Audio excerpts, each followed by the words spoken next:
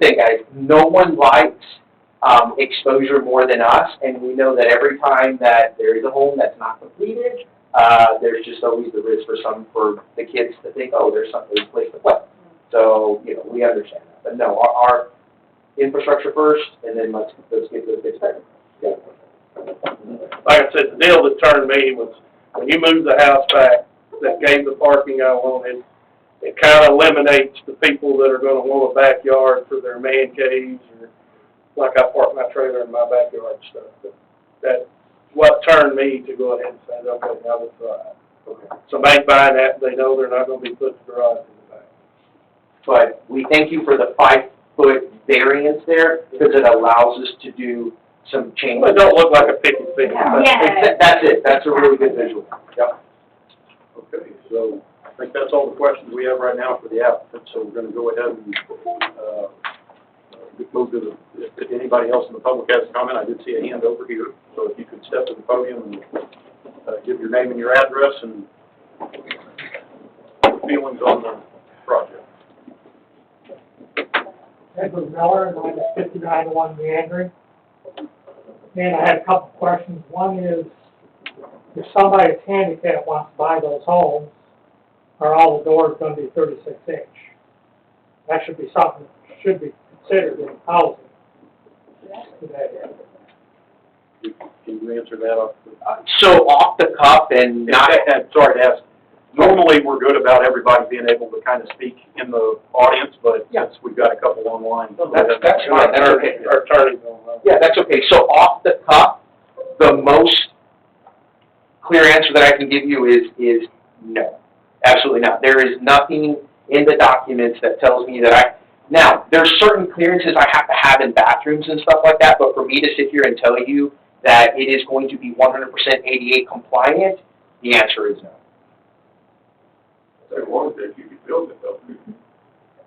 Yes, we could, but I do want to remind everyone that we are not the type of builder that builds a model home, and then people come to us and say, hey, I know you said 4 bedrooms, but I really want to add a loft on top of the a garage. Can we add that? That's not the kind of builder that we are. I want to be very, very forthright on that. Right, change the doors to house. Theoretically, yes, but it just depends on where the door is located, right? So, like, for example, if the entrance to a bedroom, the answer would be absolutely yes. I would almost rather take the door out if it's in, like, if there happens to be a door somewhere in a hallway or something like that. I'm just trying to think of an example. I would almost rather take it out because I don't know how much of a door jamb I'm going to have to be able to expand it, right? I'm just using that as an example. Another example would be the pantry door as well, right? If I have the door jamb space to be able to do that, I don't have a problem with that. But we also need to understand that that person would have to come to us at a very critical point in the construction process in order for us to be able to accommodate that. Because at the end of the day, we build the homes, we build the product that we showcase to the city, and we hope that it's good enough to get people interested in it. I want to add one thing to that. There are things that could be put into the contract once conversations have happened too. That everything would need to be documented. The contract of sale. The contract of sale. Yes. Incomplete construction. Because I'm sure everybody can understand, if you do changes to a home and then the contract, they decide to back out of the contract, you're stuck building a home that's for someone else, and, we're not that kind of builder. We don't have those kind of pockets, right? So, yeah. But one, Yes, sir. on the front door, building code has to be 36 inches. Oh, no, for sure, but I was getting to some of the interior doors, right? Like a pantry door or a closet door, or something like that, if that makes sense. Yeah. Second question, Yes, sir. I understand that they're going to need sewer, but is it going to be put in next to the east side of that property? So that eventually any other building that goes on around there can tie into it? Have you done plans to that extent? So I talked about it with the civil. And I think I understand where your question's coming from, because I know there's other folks that I'm sure would love to take advantage of the fact that we're developing these 4 acres and be able to tie right into it. And as much as we love to be fair players, right, when it comes to thinking about the future, I can tell you right now, we're thinking about having our 8-inch water main on the left side and our 8-inch water sewer, on the right side. And the reason is, and guys, please know that these conversations, we still, literally tomorrow morning, Marvin, in your, email, my civil engineer already wants to sit down and talk with the city so we can kind of work some things out, okay? So I just want to say that.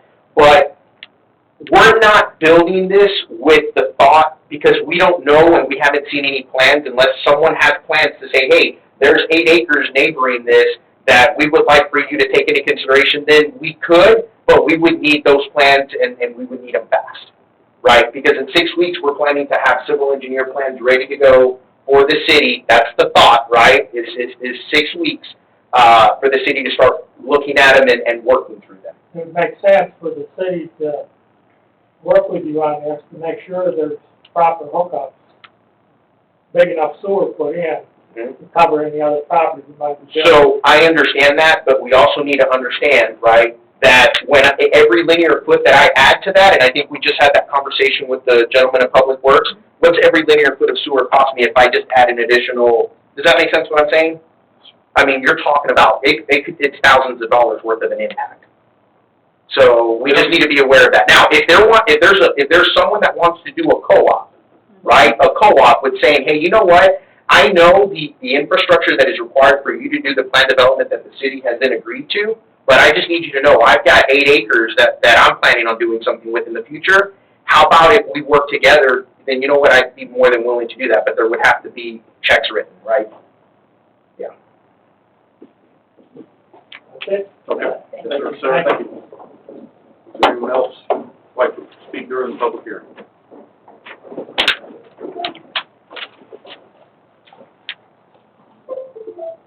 Give your name and your address for the record. Hi there, my name's Thomas Stocker. I live at 732 Linda Drive, about half a mile, a little less from this proposed property. There's a whole group of us in the neighborhood right there on Linda Drive and surrounding area that are incredibly concerned because it's the first we've heard of this. And, you know, I'm not saying anything nefarious is going on, but it just seems a little strange that if you go further down to I-14, we've got several properties in the immediate vicinity that are being condemned. We've got a city that, you know, just recently sold in the previous meeting, earlier today, just sold some bonds to raise some revenue. We just closed the library next door back in October. And we constantly hear about, you know, Castleberry ISD, rated C. It's not the greatest ISD in Texas, and whereas the rest of Tarrant County is doing pretty good. So I'm concerned that this is just an opportunity to raise taxes, right? I saw all of y'all react to the very nice gentleman's presentation, very nice lady. I have nothing against them. The very nice presentation, the homes look nice, it's a nice neighborhood, but when we start talking about adding $400,000 homes to a neighborhood where a year ago when I purchased my home there, didn't even break 200,000, it gets really concerning, right? So what's going to happen to our property taxes? We've got probably 10 families in that immediate vicinity, Thurso, Shoulder, and Linda, that are retirees who lived there their entire lives. We've gotten to know these people. My wife and I have fallen in love with that community and River Oaks as a whole. So I just want to make sure we're not chasing tax dollars and changing the nature of the city just because we need to fill a funding gap. And my concern is, and mind you, I've worked in the government space for a long time. I came to Fort Worth working in the government space. I know all about governments and taxes. I'm a federal contractor myself. I get it. But I don't want to see the city chase tax dollars just to fill a budget void when we should be focusing on spending what we have wisely. And that's all I ask of all of you, right? And I pray for it every day. My family prays for it that y'all make the wisest decision possible. So I would just serve to caution you, as you know, with my neighbors back here as well, that we want to make sure this is the best possible decision for the city as a whole, for our neighborhood, for all of our neighbors, people we again call family, that can be impacted when their property values go up. And property values already went up last year. I got the tax bill, saw my valuation go up by $10,000. I haven't even